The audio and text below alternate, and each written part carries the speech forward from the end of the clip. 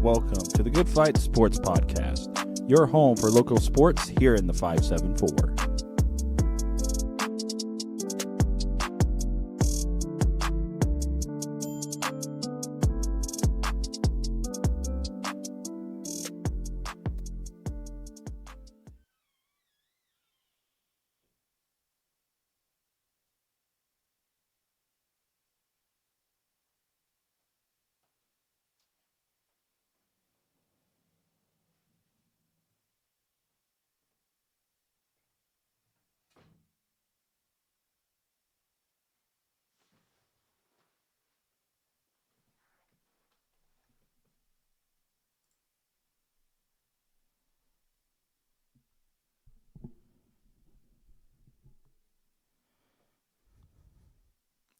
Check this 1, 2, 1, 2, 3, 1, 2, 3, 1, 2, 3.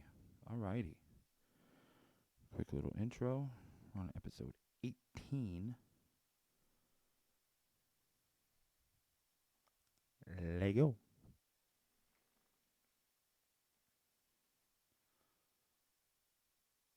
Hello, everyone, and welcome to a special edition of the Good Fight Sports Podcast. My name is Kenny Cramer. I am the only one here today. It's unfortunate, but it do be how it do be. So let's get started on this special episode. For this episode, we are only going to cover high school football schedules. That's all we're going to do. So we're going to kick it off first with the John Glenn Falcons. They open up the season August 18th at home against Boone Grove. That should be a win for the Falcons. I'm expecting them to get that job done. Going back from last year, John Glenn got a 28-14 win over Boone Grove, so I expect nothing else than the Falcons to repeat and win against Boone Grove. Then August 25th, the Falcons open up conference play against South Bend Riley. That's going to be an easy win. South Bend Riley has been rebuilding for a long, long time, and I don't expect Riley to be any good this year. I mean, they may be like average, but I expect the Falcons to dominate South Bend Riley. Then September 1st, the Falcons play Angola.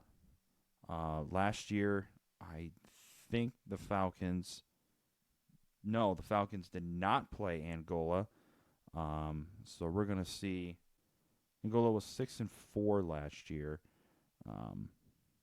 Played decent teams. And didn't do very well in the tournament. Ran into some buzzsaws.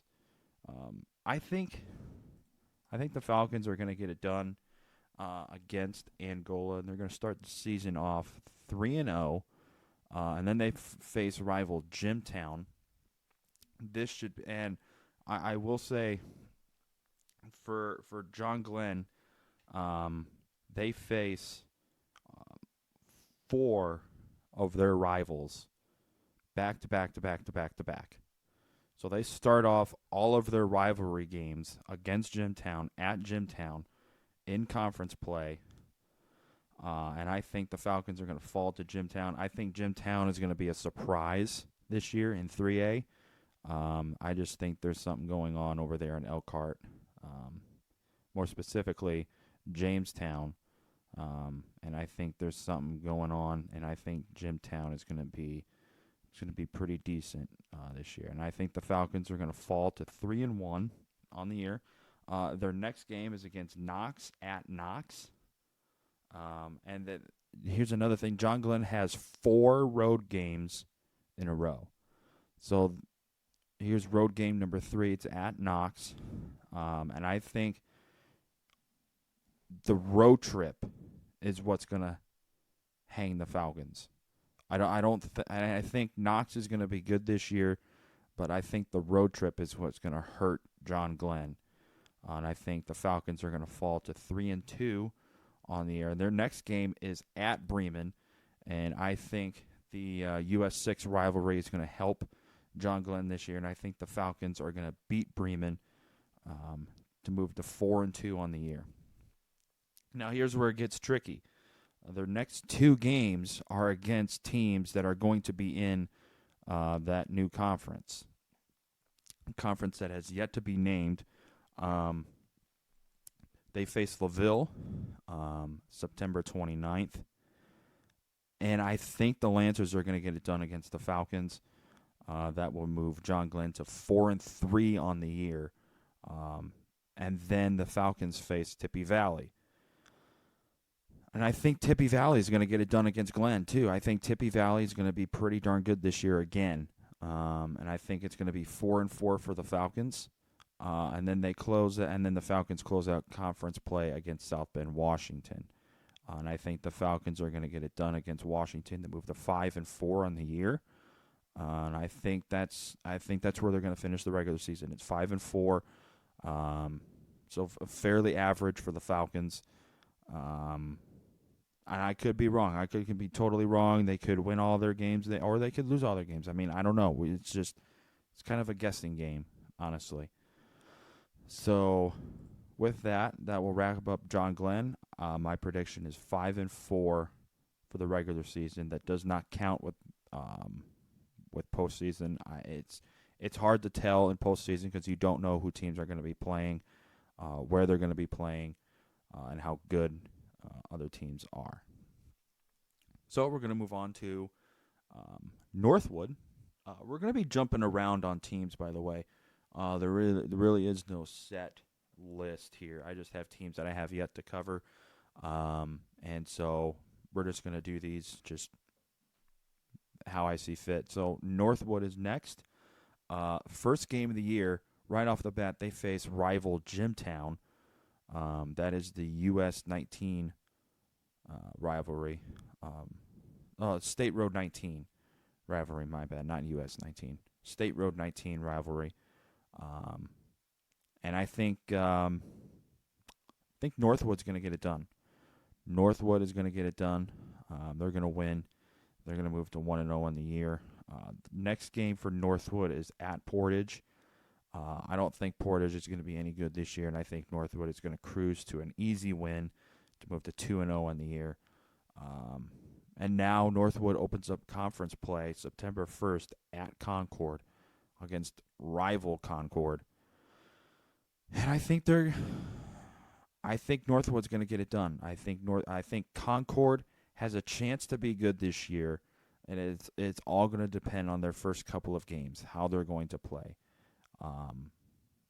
But I think Northwood is just too overpowering for Concord this year, and I think Northwood's going to get it done. And now they face arch rival Northridge September 8th at Northwood. And I think this one's going to be a revenge game for what happened in the sectional last year when Northwood had a chance to win in the first half and then absolutely blew it in the second half and let Northridge run away with it late. I think it's going to be a revenge game, and I think Northwood comes out and they make a statement in this game, and they're going to move to 4-0 on the year, and they beat Northridge. The next game is at Warsaw. This one's going to be a tough game for Northwood, but I just think Northwood is just too good, and I think they're going to get it done at Warsaw, and they're going to move to 5-0 on the year. Their next game is Plymouth. That's going to be an easy win for Northwood. Mark it up, 6-0. And now we get to the one that's kind of questionable. There was only a couple questionable games for Northwood. That would be Northridge, Warsaw, and this next one, September 29th, Mishawaka. Northwood does have the advantage that it is at home for Northwood. But I think Mishawaka is going to be a surprise this year in 5A. And when I say surprise, they haven't really been a surprise in 5A. They've been very good in 5A. But I just think there's something going on in Mishawaka this year that they're going to get over that hump. And it's going to start with Northwood. And they're going to not really make a statement, but it's going to be a statement win for the Cavemen. Mark it up. That'll be 6-1 for Northwood. And then to wrap up the season, Northwood has 2 games on the road against Wawasee and Goshen, and I see Northwood winning both of those games. So I have Northwood going 8-1 in the regular season this year after going 9-0 last year. And I think Northwood's going to do fairly well in tournament play when it comes around. Same with John Glenn. I think they have a chance to be good in their sectional when it comes to tournament time, but we'll just have to see. It's hard to tell right now because we don't know what teams are good and where and who they're going to be playing. So next up, we're going to do Penn, the Penn Kingsmen. They open up their season August 18th against rival Valpo. I think Valpo is going to get it done. Valpo is coming off a state title last year, and I think they're just going to continue that run. I think it's going to be fairly close. I think it's going to be closer than what people might think, and I think Valpo is just going to win it towards the end of the game to move the Kingsmen to 0-1 on the season.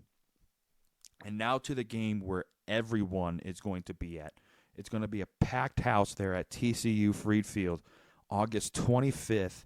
That's right, the Backyard Brawl is back for 4 years. Penn, Mishawaka, 7 o'clock, TCU Free Field. Mark it on your calendars. This one's going to be one you are going to want to be at. Arch rivals finally facing each other. No one on either team has faced each other on the field. No one. The last time these two teams have faced was it was 2019, and Penn won that one 21-13 to get that win in the final game of the rivalry for a while. So it's been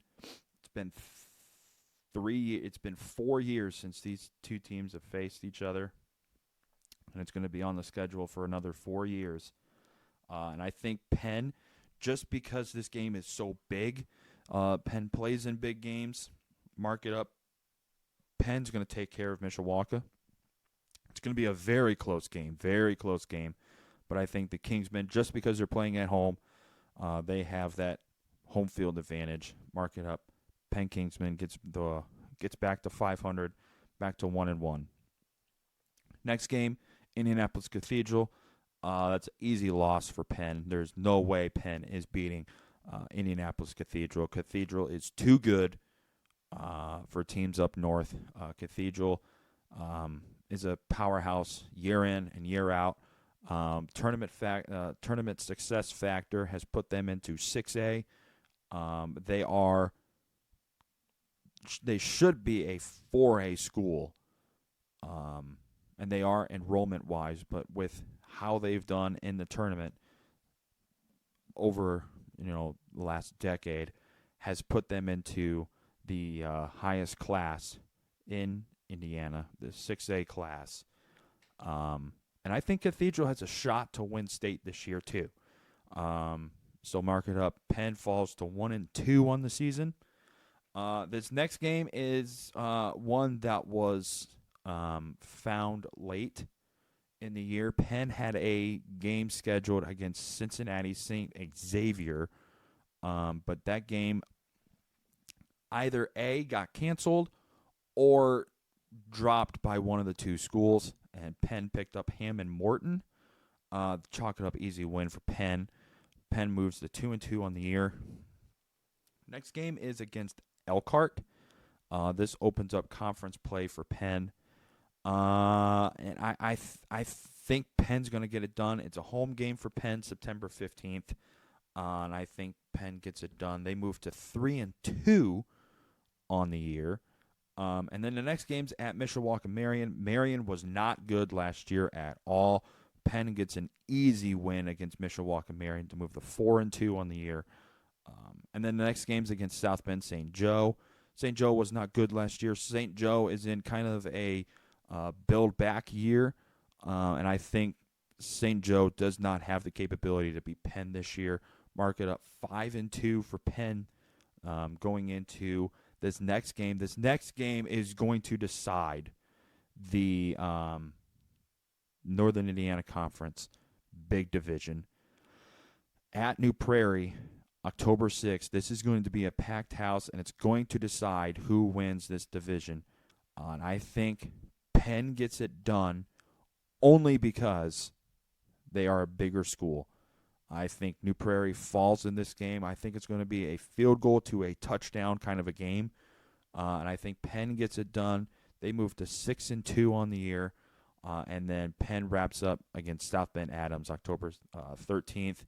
Easy win for Penn. Penn goes 7-2 in the regular season. That's my prediction for the Penn Kingsmen.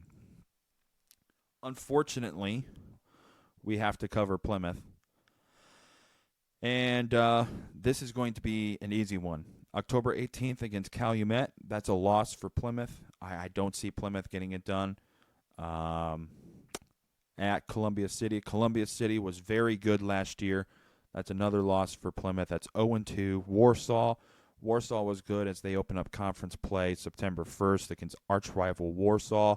Unfortunately, Warsaw will win that one going away, and Plymouth will fall to 0-3 on the year. At Wawasee, I think this one is going to be where Penn gets their first win for their head coach, Adam Handley. He'll move to finally getting a win as Plymouth head coach. And they will beat Wawasee on the road. Mishawaka, that'll be an easy loss in the next week, September 15th. Northwood, that's an easy loss. Goshen, I think Plymouth can beat Goshen only because it's at home. So that's 2 wins this year for Plymouth. And then on the road at Northridge, that's an easy loss. And then at Concord, rivalry game. Give me Concord in that one. Plymouth goes 2-7 in the regular season, which is mind-boggling because Plymouth used to be very good in football.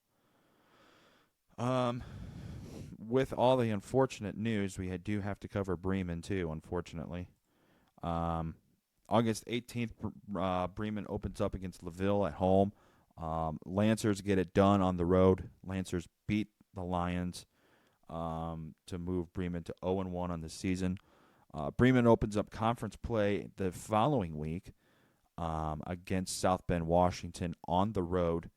I think Washington falls in that one because I think Bremen turns it on after the loss to LaVille. Give me Bremen in that one to move to 1-1 on the year. Next week they face South Central Union Mills. Give me Bremen in that one to move to 2-1 on the year. And then Bremen faces Triton in that following week on September 8th.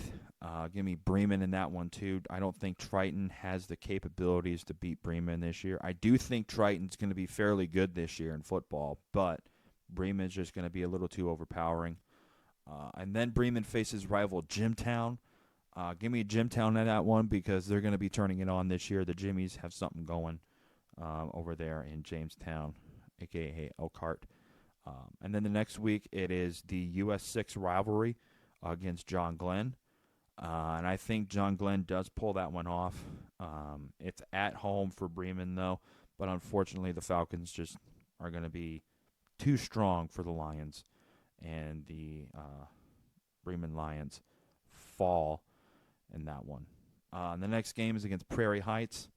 Easy win for Bremen. That'll be just too easy.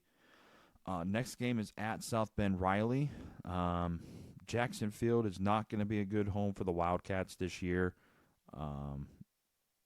Give me the Lions in that one. And then also Bremen faces Tippy Valley, and I think Tippy Valley also beats Bremen. So it's going to be an average year for the Lions. But I could be wrong. I also could be right. I don't know. We don't know. We're going to have to see. Next up is Mishawaka. Mishawaka has a chance to be one of the I want to say surprise teams in 5A. There's not a lot of surprise teams in 5A, but I think Mishawaka has a chance to move to the semi-state in the 5A division this year. They open up the season against Mishawaka Marion. Mishawaka has also announced new uniforms for that game.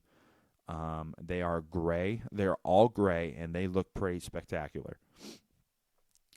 So I think Mishawaka is going to get it done in that one because, just the build up to that game. Mishawaka, Marion wasn't good last year at all. They're kind of rebuilding. So give me Mishawaka in that one by quite a big margin. And then the backyard brawl, October 25th, like I talked about, I think Penn gets it done in that one just because it's at home for Penn and they know how to play in big games. And then Mishawaka Marion opens up NLC play against Northridge on the road. Give me, man, dude, this one's tough. Wow. Northridge is not known as a regular season team.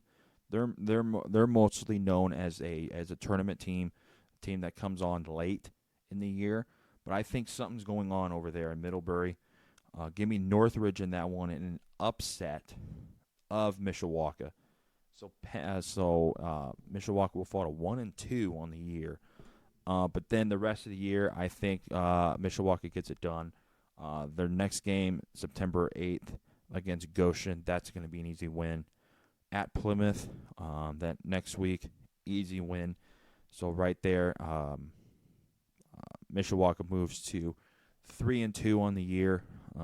Then they face Warsaw. The only advantage of this one is Mishawaka has Warsaw at home, and I think the road trip for Warsaw and the fact that it's a home game for Mishawaka gets it done. This one's going to be either a field goal to a 8-point game. I think Mishawaka just has better home field advantage than Warsaw, and I think Mishawaka gets it done in that one. At Northwood, and I think Northwood gets this one done. It's on the road for Mishawaka. Northwood is just a tough place to play. Napanee is not friendly to, does not have good hospitality. I mean they do. I'm trying to say this in like a nice way possible. It's a very hostile environment down there in Napanee. But, the fans are welcoming and all that stuff. I'm not saying anything bad about the fans, but it's a pretty hostile environment down there in Napanee. And Northwood was very good this year. They got a lot of returning players coming back, too. Give me Northwood in that one. And then next two games for Mishawaka are two easy wins. That next week they face Concord October 6th. And then they wrap up the year against Wawasee, and they win against Wawasee. So it's 6-3 for Mishawaka on the year. I just think that Mishawaka has a tough schedule, but they're going to get it done this year. Then Mishawaka Marion. Marion also has a fairly tough schedule too. They open up the season against Mishawaka. Give me Mishawaka in that one in the rivalry game there. Then their next game's against Culver Academy, a.k.a. CMA. I think Mishawaka Marion gets this one done. This is a basketball rivalry. This is not a football rivalry. But I think Mishawaka Marion just gets it done this year against the Eagles. Next game for the Marion Knights, it's against Brebeuf Jesuit. I think Jesuit is going to beat Mishawaka this year. I just think Jesuit is a little too tough for the Knights, and the Knights fall to 1-2 on the year. And then at New Prairie to open up conference play. New Prairie is going to be a surprise this year. In conference play, that is, not in the 4A class, but in conference play. Give me New Prairie in that one for an easy win over the Knights. Then the next game for the Knights, September 15th, is South Bend Adams. Mishawaka gets that one done. Adams is going to have a down year in football. And then the next game for Mishawaka Marion is Penn, September 22nd. Penn gets it done easily over the Knights.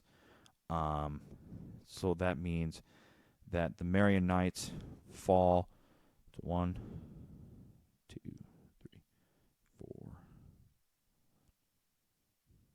fall to 2-4 on the year. Next game for the Knights, September 29th at Angola. Give me Angola only because it's on the road. If it was at home for the Knights, I would take Marion. But since it's on the road, give me Angola in that one. I think it's going to be a close game, too. And then the next game for the Knights is Elkhart. Elkhart's going to win this one going away as well. Elkhart's going to be a surprise in 6A. They got some good players coming back, and their coach is going to be building on the season that they had last year. So give me the Lions in that one. And then the Knights wrap up the season with the Holy War against South Bend St. Joe. This one is about the most even Holy War I have seen. Both teams are kind of down. Both teams are kind of rebuilding. And I think St. Joe gets it done because it's at home, and St. Joe just plays very well at home. So give me St. Joe in that one. I think the Indians will get it done there. So not a great year for the Knights, but it's one that they're liking because they went 2-8 last year, and I see the Knights winning a few games this year. I see the Knights winning 3-4 games. Next on, we're going to move to Jimtown. Jimtown kind of has a weird schedule this year. They have a really weird schedule. It's one that's it's just weird. So they open up their season against Northwood, rival Northwood, the State Road 19 rivalry. I think Jimtown. I think Northwood wins that one. It's at home. Then Jimtown faces Concord, rival Concord, and I think Jimtown gets this one done. Their next game is against a team probably no one's ever heard of. It's Osceola Grace. Here's some fun facts about. Here's one main fact probably people don't know. Osceola Grace was supposed to be Elkhart Christian. Back a few years ago, Elkhart Christian decided that they wanted to have a football team.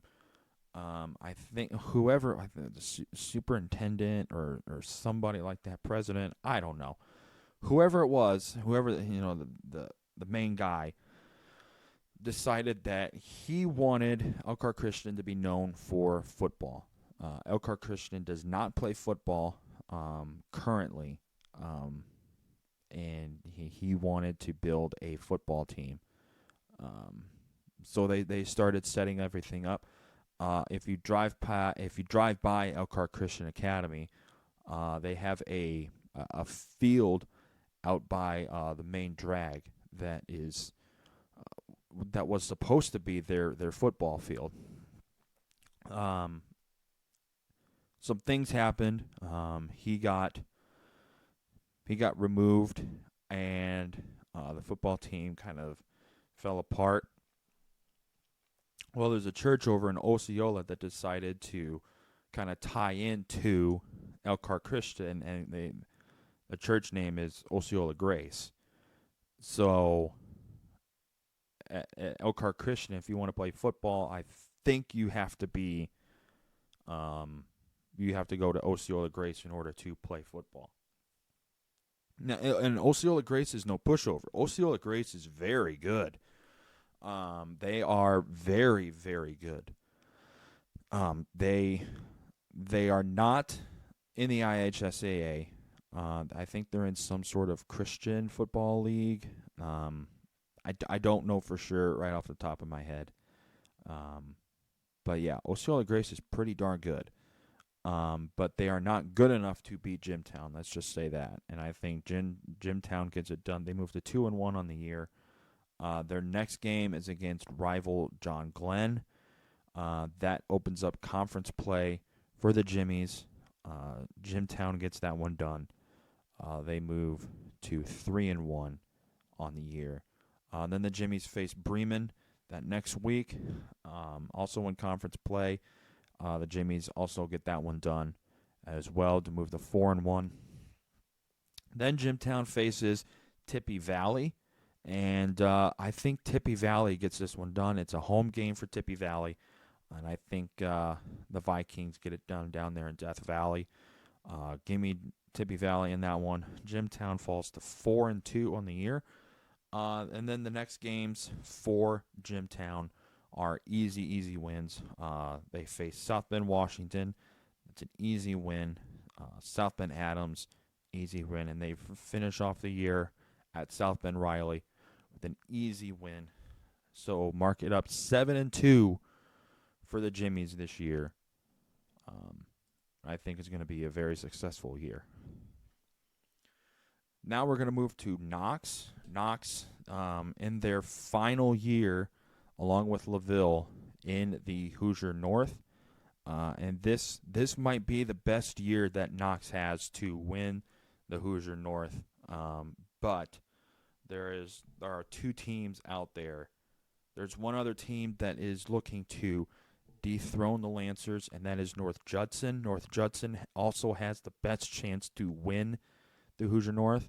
But as of right now, the Hoosier North is going to be decided by LaVille. LaVille is going to go out and they're going to defend their Hoosier North Athletic Conference title. And I think LaVille's going to get it done again. I really do. But let's move to Knox here. First game for Knox is in conference play against Winnemac August 18th. I think Knox gets that one done. Knox is going to be a 3A surprise in the regular season. But like I said before, it's kind of hard to know what's going to happen in tournament play. Next game for Knox is a non-conference game against Mechanicawa. I think Knox gets that one done. They move to 2-0. Next game, it's against Culver. That's conference play. Knox gets an easy win against Culver. It's not even going to be close. Now, the next three games for Knox are going to be the ones that decide whether or not Knox is going to be good or they're going to be average. Next game after Culver, September 8th, is North Judson, a home game for Knox. If North Judson wins, then it's going to be a LaVille-North Judson battle for who wins the Hoosier North. If Knox beats North Judson, then there's going to be that, three-way split of the three-way competition of who's going to win the Hoosier North.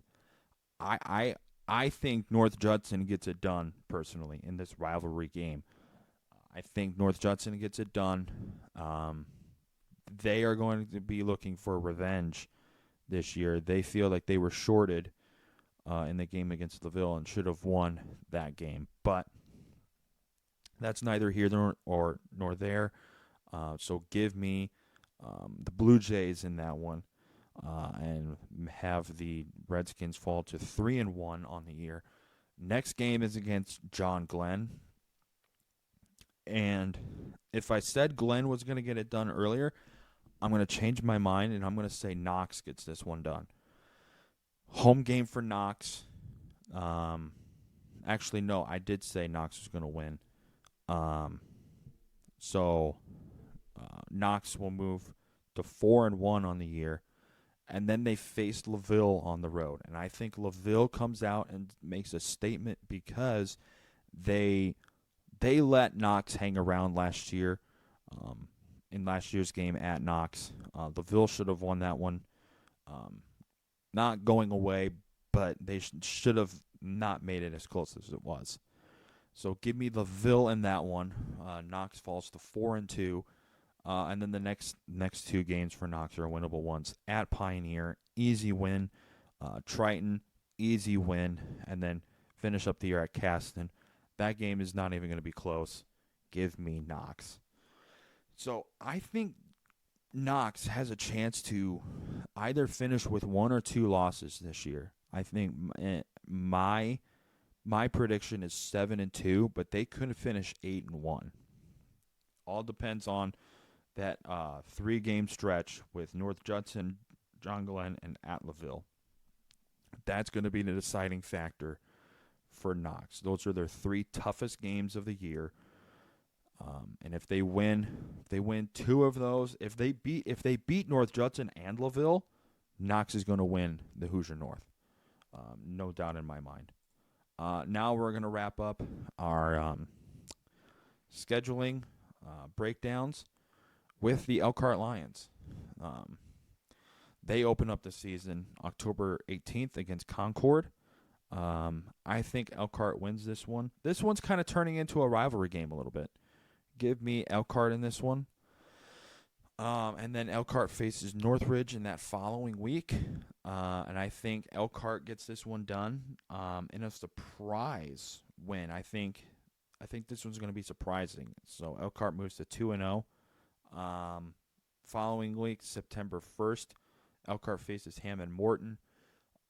Easy win for the Lions. Give me Elkhart in that one. Elkhart moves to 3-0 on the year. This next game, September 8th, I'm either going to butcher this name or I'm going to get it right, this city name. I'm going to say Massillon, Washington, the team over in Ohio. It's a road game for Elkhart, so give me Massillon, Washington in that one because it's going to be a long trip for Elkhart. So give me Washington in that one and not South Bend, Washington. The next game at Penn. These next games are going to be conference games for Elkhart. At Penn. Penn's going to get that one done. So that means Elkhart falls to 3-2 on the year. South Bend St. Joe. That's going to be an easy win for Elkhart. That'll move them to 4-2 on the year. At South Bend Adams, that's going to be an easy win for the Lions as well, so they're going to move to 5-2 on the year. At Mishawaka Marion, October 6th, that's an easy win for Elkhart. That's 6-2 on the year. And I think New Prairie is going to upset Elkhart. When I say upset, I don't really mean upset, but it's a 4A school playing a 6A school. That's kind of why I say it's an upset. But New Prairie is going to be very good this year in 4A. And I think New Prairie gets it done. So Elkhart finishes the year 6-3. So yeah, with that ends our scheduling breakdown for the year. We will have weekly updates when football starts. We are very close to starting the season. We're a couple weeks away now. There's going to be a lot of coverage of the Ville. Penn. There'll also be some other scores in there as well. But, there's going to be a lot of coverage of LaVille and Penn. So with that'll wrap up this episode. Thanks for listening. And we'll see you next time. Hey guys, it's Kenny, host of The Good Fight. We hope you enjoyed the episode. If you want to hear more, you can check out our website at thelugnutspodcastgroup.com for all information related to the podcast and where to listen to us. You can also follow the Patreon page for exclusive benefits for the show. Join us next time for The Good Fight.